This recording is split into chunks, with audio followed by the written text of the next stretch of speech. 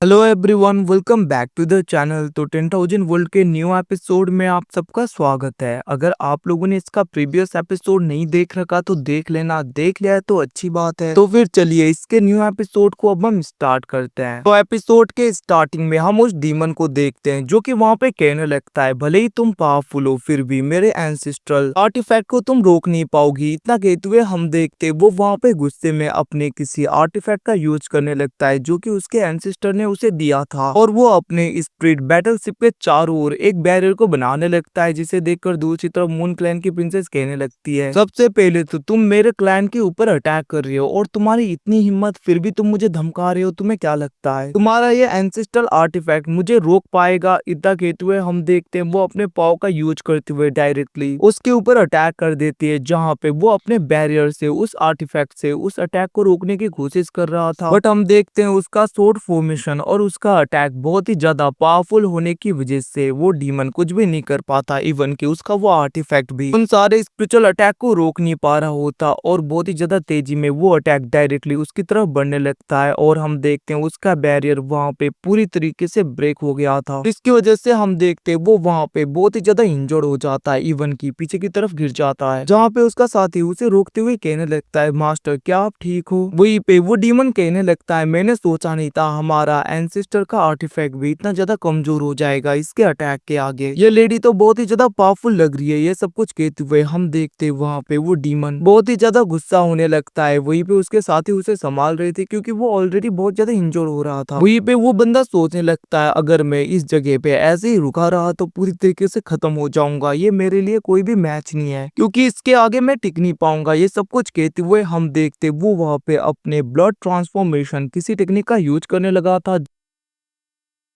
जिसकी वजह से उस जगह पे बहुत ही ज्यादा ब्लडी ऑरा आ जाता है, और हम देखते हैं वो एकदम से वहां से टेलीपोर्ट होके भाग गया था। दूसरी तरफ ये सब कुछ देखकर मून क्लैन के लोग तो बहुत ही ज्यादा खुश हो गए थे, और वहीं पे मून क्लैन की प्रिंसेस उसके ग्रैंडपा कहने लगते हैं, सच में देखते देखते कितनी बड़ी हो गई है। वहीं पे हम देखते हैं यूयाओ कहने लगते हैं, मदर आप तो औसम हो, आपने तो कितनी आसानी से उन बुरे लोगों को भगा दिया यहाँ पे। वहीं पे मून क्लैन के लोग भी कह रहे थे, हमारे लीडर तो बहुत ही ज्यादा पावरफुल है, जब तक वो है हमारे मून क्लैन को कुछ भी नहीं हो सकता। वहीं पे हम देखते हैं यूयाओ कहने लगते हैं, मदर मैं भी आपकी तरह इतनी ज्यादा पावरफुल कब होंगी? जिसे सुन के वहाँ पे मून क्लैन की प्रिंसेस कहने लगते हैं, तुम चिंता मत करो, वैसे भी तुम मेहनत करोगी, हार्ड वर्क करोगी तो तुम भी मुझसे भी ज्यादा पावरफुल हो जाओगी। ये सुन के हम देखते हैं दूसरी तरफ वहाँ पे तियानसी देख रहा था खुद को, और वो सोचने लगता है, आज मैं कुछ भी नहीं कर पाया अपने लोगों को बचाने के लिए, मुझे और भी ज्यादा स्ट्रॉन्गर बनना होगा। खुद को देखकर मुझे शर्म आ रही है, देखो मैं कितना ज्यादा कमजोर हूँ। इतना कहते हुए हम देखते हैं वहाँ पे तियानसी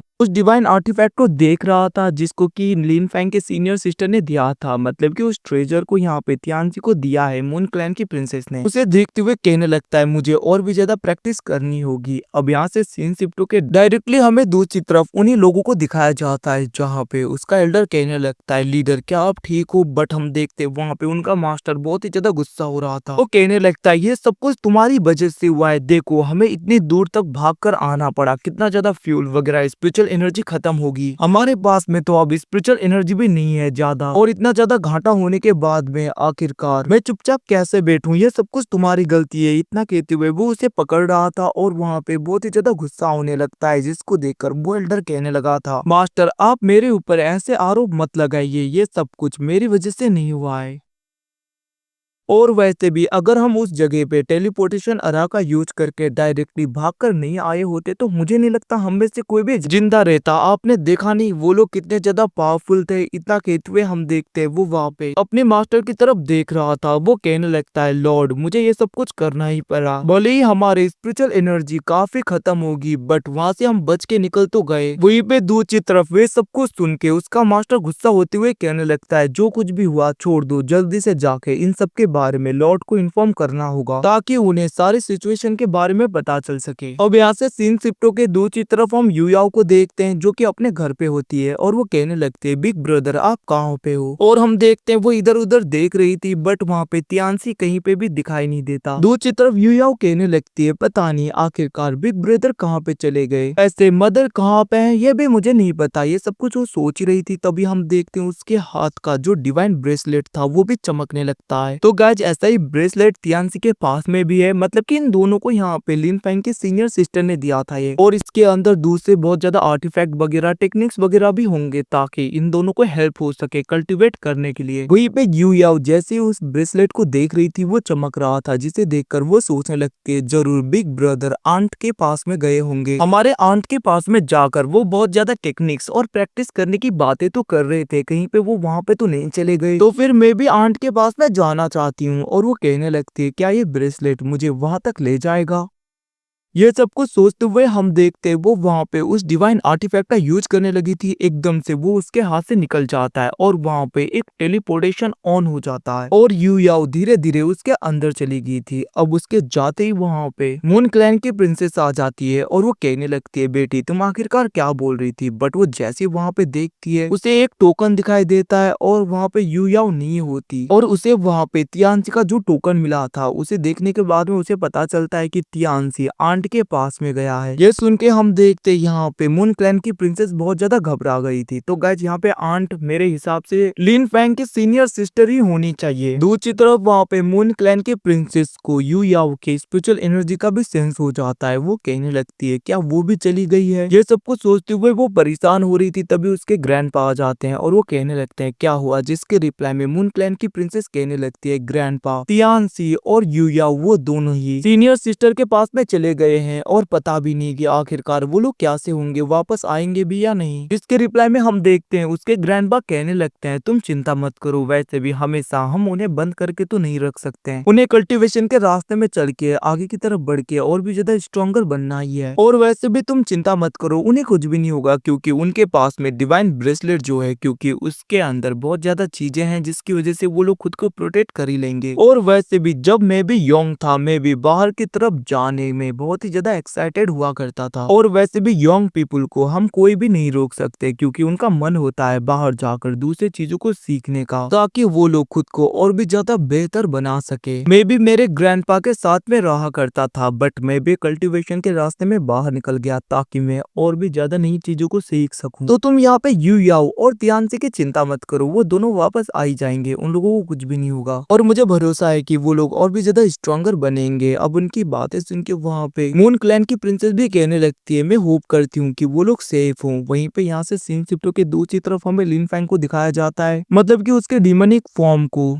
जो कि अपने पाव का यूज कर रहा था। वहीं पे दूसरी तरफ हम यिंग यांग ट्रांसफॉर्मेशन को भी देखते हैं, मतलब कि उसका यिंग यांग पावर से भरा हुआ फॉर्म। उन सबको कंबाइन करते हुए हम देखते हैं वो लोग वहां पे अपने पाव का यूज करते हुए आसमान की तरफ अटैक कर देते हैं। ये सब कुछ देखकर, इनके स्ट्रेंथ को देखकर साउटियान तो शॉक हो गया था। वो कहने लगता है मास्टर आपके क्लोन्स तो बहुत ही ज्यादा पावरफुल होते जा रहे हैं और पता नहीं आखिरकार मैं इतना काबिल कब हो जाऊंगा और मैं क्लोन को कब कल्टीवेट करूंगा ताकि मैं भी मास्टर आपकी तरह अपना क्लोन बना सकूं। और अगर मैंने आपकी तरह अपना क्लोन बनाना भी सीख लिया तो मैं तो और भी ज्यादा पावरफुल हो जाऊंगा। और गाइस इन सबको ध्यान से देखो, सब लोग पूरी तरीके से चेंज हो चुके हैं, इवन की साउटियान, थंडर ड्रैगन, ले लॉन्ग और यहाँ पे लिन फैंग काफी बदल गए हैं क्योंकि अब बहुत ज्यादा वक्त जो हो गया है कल्टीवेट करते हुए। शायद से यहाँ पे एनिमेशन में थोड़ा सा चेंज कर दिया होगा कंपनी ने भी। सच में इस लुक में साउटियान अच्छा लग रहा है। हम देखते हैं वहीं पे थंडर ड्रैगन लेलोंग कहने लगते हैं तुमने क्या बोला, तुम यहाँ पे ओल्ड मंकी के 10,000 बेस्ड टेक्निक को सीखना चाहते हो ताकि तुम भी लिन फैंग की तरह अपना क्लोन बना सको। बट मैं तुम्हें बता दूं, भले ही तुमने हार्ड वर्क करके उस टेक्निक को सीख भी लिया और तुम क्लोन भी बना लिए, फिर भी उनका कोई भी यूज नहीं है क्योंकि तुम किसी काम के हो तो नहीं। ये सुन के हम देखते हैं दूसरी तरफ वहाँ पे साउटियान गुस्सा हो रहा था। वो कहने लगता है ओल्ड ड्रैगन तुम्हें क्या लगता है बस तुम ही यहाँ पे पावरफुल होते जाओगे, मैं नहीं हो सकता। अगर मैंने 10,000 बेस टेक्निक को सीख लिया तो मास्टर की तरह मैं भी अपने अलग अलग क्लोन बनाऊंगा और हम और भी ज्यादा पावरफुल हो जाएंगे। उनकी ऐसी बातें सुन के लिन फैंग कहने लगता है तुम लोग कुछ टाइम के लिए चुप रहोगे, आगे देखो। वहीं पे हम लिन फैंग के डिमोनिक फॉर्म को और योस फॉर्म को देखते हैं। तो गाइस यिंग यांग एनर्जी से बना हुआ ये फॉर्म, इसको हम क्योस फॉर्म भी बोल सकते हैं क्योंकि इसके अंदर क्योस एनर्जी भरा पड़ा है। हम देखते हैं वो दोनों एक दूसरे के ऊपर अटैक कर रहे थे और हम देखते हैं वहीं पे डिमोनिक क्लोन डायरेक्टली अटैक करने लगता है बहुत ज्यादा, बट हम देखते हैं वहां पे क्योस फॉर्म उस एनर्जी को पूरी तरीके से एब्जॉर्ब कर रहा था। और गाइस इस फॉर्म को हमने पहली बार ही देखा है क्योंकि ये लिन फैंग का नया फॉर्म है। इतने सालों में साइंस से उसने अपने किसी न्यू फॉर्म को जनरेट कर लिया होगा। वहीं पे हम देखते वहां पे उसका क्योस फॉर्म उस एनर्जी को अपने अंदर पूरी तरीके से कंट्रोल कर रहा था, मतलब कि एब्जॉर्ब कर रहा था डिमोनिक एनर्जी को। ये सब कुछ देखकर थंडर ड्रैगन लेलोंग कहने लगता है ये तो बहुत ही अच्छी बात है, अब यहाँ पे तुम्हारे क्योस फॉर्म ने इस एनर्जी को पूरी तरीके से कंबाइन कर लिया है और इस न्यू फॉर्म की एनर्जी बढ़ती जा रही है। ऐसा लग रहा है कि इसने इस टेक्निक को अच्छी तरीके से सीख लिया है और तुम्हारे लेवल के बराबर अगर कोई दूसरा लेवल है तो ये क्लोन बहुत ही आसानी से उन्हें रोक पाएगा, मतलब कि इक्वल लेवल में इन्हें कोई नहीं हरा सकता। सबसे ज्यादा पावरफुल तो ये क्योस फॉर्म है क्योंकि इसे देखकर ऐसा लग रहा है ये बहुत ही ज्यादा पावरफुल बन गया है। ये सब कुछ कहते हुए हम देखते वहाँ पे थंडर ड्रैगन लेलोंग बहुत ही ज्यादा खुश हो रहे थे। वहीं पे लिन फैंग कहने लगता है जेड बटरफ्लाई भी अपने काफी ज्यादा एनर्जी को पूरी तरीके से रिस्टोर कर चुका है और ये बहुत ही ज्यादा पावरफुल हो गया है। इवन की इसके अंदर ये क्लोन कल्टीवेट करते हुए पावरफुल हो रहे हैं। इवन की हंड्रेड्स ऑफ इयर्स गुजर गए यहाँ पे हमें कल्टीवेट करते हुए, जिसकी वजह से हमारी स्ट्रेंथ पहले से काफी ज्यादा बढ़ गई है। फिर भी मुझे एक बात समझ में नहीं आ रहा, इतने सालों तक मैंने कल्टीवेट किया, इवन की अपने क्लोन्स को भी कल्टीवेट करवाया, फिर भी मैं गॉड किंग रिलम के हाफ स्टेज में ही हूँ। अभी तक इसे पूरी तरीके से ब्रेक थ्रू नहीं कर पाया, ना मैं आगे बढ़ पाया। ये सुन के हम देखते हैं दूसरी तरफ थंडर ड्रैगन लेलोंग कहने लगता है तुम जिस कल्टीवेशन पाथ को फॉलो करते हो उसमें ये सब कुछ तो होना ही था। वैसे भी भले ही तुम्हारा लेवल बहुत ही ज्यादा लेट बढ़े, बट याद रखना तुम हमेशा खुद से भी ज्यादा पावरफुल बंदों से भी पावरफुल हो, उनसे भी कम रिलम में होकर भी। और तुम्हारी कल्टीवेशन स्पीड को तो मानना पड़ेगा, सच में इतना ज्यादा स्लो तो मैंने किसी का नहीं देखा। इवन की मेंगटियान की बात की जाए तो मुझे लग रहा है कि वो तुमसे भी ज्यादा हायर रिलम में पहुंच गया होगा अभी तक। तो देखो बाप से भी ऊपर तो बेटा पहुंच गया होगा, फिर भी तुम चिंता मत करो। वैसे भी कल्टीवेशन रिलम से ज्यादा फर्क नहीं पड़ता, अगर तुम्हारा बेस और तुम्हारी स्ट्रेंथ काफी है तो तुम खुद से भी ज्यादा पावरफुल इंसानों को हरा सकते हो। भले ही तुम्हारा कल्टीवेशन रिलम ज्यादा नहीं है, फिर भी तुम काफी पावरफुल हो और तुम्हें गॉड किंग रिलम से हाफ स्टेज से ऊपर जाने के लिए जरूर प्रिमोडियल ओरिजिन स्टोन की जरूरत पड़ेगी। उसकी हेल्प से तुम बहुत ही आसानी से अपने रिलम को बढ़ा सकते हो। ये देखकर हम देखते वहाँ पे लिन फैंग कहने लगता है सीनियर ड्रैगन लेलोंग,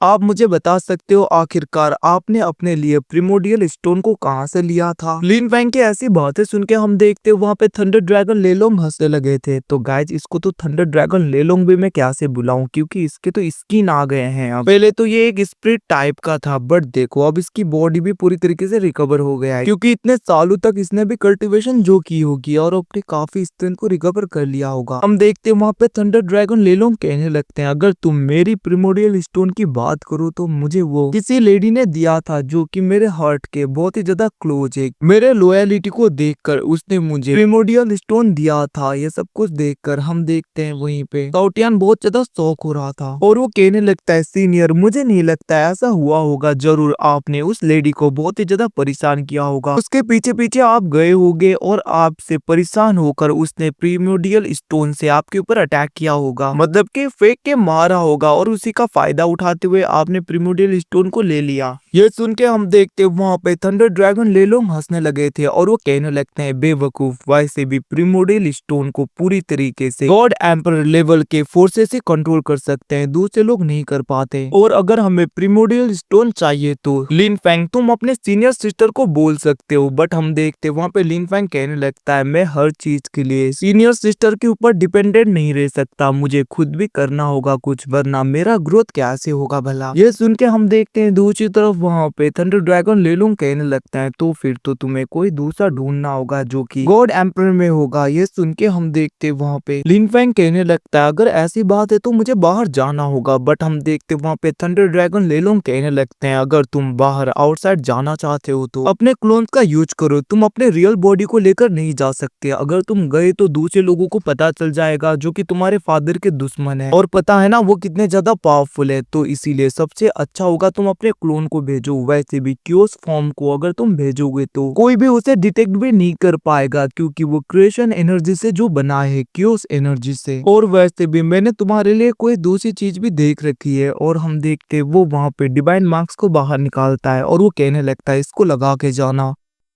इसको लगाने के बाद में ज्यादातर लोग तुम्हें देखकर पहचान भी नहीं पाएंगे। अगर तुम्हारे आगे बहुत ही ज्यादा पावरफुल बंदा आ गया तो अलग बात है, वरना तुम्हारे रिलम के और तुम्हारे से थोड़े ऊपर रिलम के लोग तुम्हें ढूंढ नहीं पाएंगे। मतलब कि अगर तुम इसका यूज करोगे तो तुम्हारी क्योस फॉर्म वाला फॉर्म पूरी तरीके से तुम्हारे रियल बॉडी के फॉर्म में आ जाएगा, मतलब कि वैसे ही फॉर्म में आएगा। ये सब कुछ देखकर हम देखते लिन फैंग उसे थैंक यू कहने लगता है। वो कहने लगता है सीनियर, आपने बहुत ज्यादा हेल्प कर दी मेरी। और हम देखते वो वहां पे उस मार्क्स को डायरेक्टली अपने क्योस फॉर्म को दे देता है। और वो जैसे ही क्योस फॉर्म उसे लगाता है वो लिन फैंग की रियल बॉडी जैसा दिखने लगा था, डिट्टू। हम देखते वहीं पे साउटियान कहने लगता है सीनियर प्लीज मुझे भी एक दे दो ना। उसकी बातें सुन के थंडर ड्रैगन लेलोंग कहने लगता है देखो अभी तुम कितने ज्यादा पोलाइट हो रहे हो, बट कुछ टाइम पहले तो तुमने अपनी औकात ही दिखा दी थी। बट तुम चिंता मत करो, तुम्हारे लिए भी है। इतना कहते हुए उसे वो एक प्रिमोडियल मार्क्स दे देता है, जिसको साउटियान लगा के कहने लगता है मैं तो बहुत ही ज्यादा हैंडसम दिख रहा हूँ। हम देखते वहाँ पे लिन फैंग कहने लगता है मैं कल्टीवेट करने के लिए जाऊंगा और तुम बाहर जाकर प्रिमोडियल स्टोन को ढूंढो। हम देखते वहाँ पे उसका क्योस फॉर्म कहने लगता है तुम चिंता मत करो मैं देख लूंगा। और हाँ गाइस, यहाँ पे ज्यादा कंफ्यूज मत होना, भले ये एक क्लोन है बट इसके अंदर लिन फैंग का कॉन्शियसनेस भी है, मतलब कि इसका क्लोन भी लिन फैंग ही है। हम देखते वहाँ से लिन फैंग का क्लोन डायरेक्टली बाहर की तरफ आ गया था साउटियान से। और वो कहने लगता है अब मुझे जल्दी से प्रिमोडियल स्टोन को ढूंढना चाहिए। इतना कहते हुए वो हर जगह को देख रहा था। तो गाइज हम इसे क्लोन नहीं बोलेंगे, मैं इसे लिन फैंग ही बोलूंगा, क्योंकि भले ही ये एक क्लोन है बट ये लिन फैंग ही है हमारा। हम देखते तभी वहाँ पे लिन फैंग को किसी का सेंस होने लगता है। वो कहने लगता है ऐसा क्यों लग रहा है, कोई फैमिलियर सा ऑरा इस स्टार डोमेन से आ रहा है। और हम देखते हैं वो कहने लगता है तो फिर ठीक है इस तरफ चलते हैं, आखिरकार वो बंदा है कौन जिसकी एनर्जी मेरे एनर्जी के साथ में मैच हो रहा है। और गाइज इतना कहते हुए वो लोग वहां से चले गए थे और एपिसोड इसी जगह पे खत्म हो जाता है। Thanks for watching boys, see you again, मिलते हैं अगले एपिसोड में। तब तक के लिए take care guys, bye bye.